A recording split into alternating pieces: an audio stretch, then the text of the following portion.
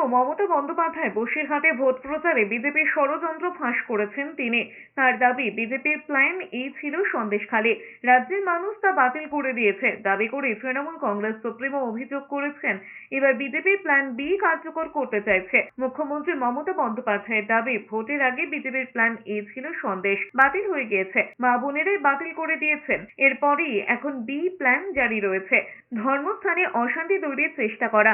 এরপরেই তিনি বেশ কয়েকটি ঘটনার কথা উল্লেখ করেছেন যেখানে অশান্তি তৈরির চেষ্টা করা হচ্ছে বলে অভিযোগ করেছেন মমতা বন্দ্যোপাধ্যায়। এরপরেই তৃণমূল কংগ্রেস সুপ্রিমোর আর্জি বিজেপির ফাঁদে পা দিয়ে কেউ অশান্তি করবেন না।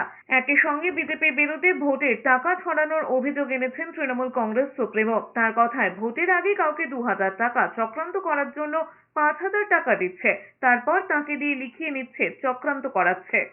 ভোটের আগে বিজেপির প্ল্যান এ সন্দেশখালী বাতিল হয়ে গেছে, মা বোনেরাই বাতিল করে দিয়েছেন। প্ল্যান বি দাঙ্গা লাগানো, সেটা এখনো চলছে।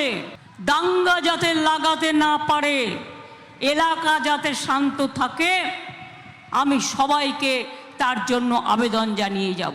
বাইরে না আসলে মানুষ বুঝতেই পারতো না অ্যাকচুয়াল বিজেপি চক্রান্তটা কি করে করেছিল।